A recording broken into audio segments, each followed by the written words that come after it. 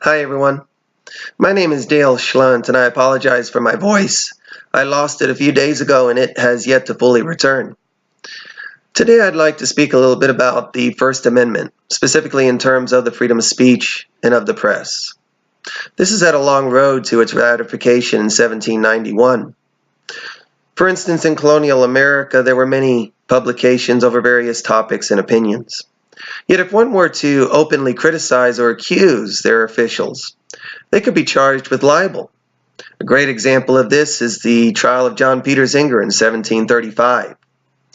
Zenger was a New York publisher, and while he didn't necessarily write, he printed accusations against the Royal New York governor. Zenger was brought to trial, and a jury of his peers found him not guilty. Nevertheless, the law remained. During the American Revolution, there were a multitude of pamphlets and publications advocating for one side or another. Perhaps one of the most influential and effective was Thomas Paine's Common Sense. Yet what all of this did was illustrated the need for free speech, the press, as well as protections for those civil liberties. During the 20th and 21st century, the First Amendment would be consistently debated in terms of its interpretations and what falls underneath its protection. For instance, Franklin Hayman makes the argument with the advent of the radio, television, film, that the Supreme Court had to determine whether or not these new forms of media fell underneath the clause related to speech and the press. As the author points out, that most of the justices came to the conclusion that indeed it did. Something that is perhaps more relevant, or at least closer in time to us in the 21st century, was Edward Snowden's revelations of the NSA, the National Security Agency's overstepping the limits of various laws such as the Patriot Act in 2013. Snowden's revelations were published first in The Guardian, The Washington Post, and various other publications followed. And what they revealed was that the NSA was collecting mass data, mass communications. So for instance, not necessarily the content of phone calls, but where the phone calls were made, who made them, where a succession of calls that followed each one. They collected mass text messages, as well as other online forms of communication.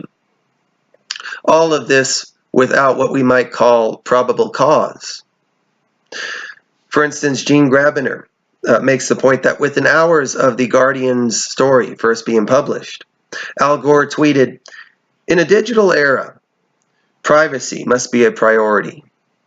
Is it just me, or is secret blanket surveillance obscenely outrageous?"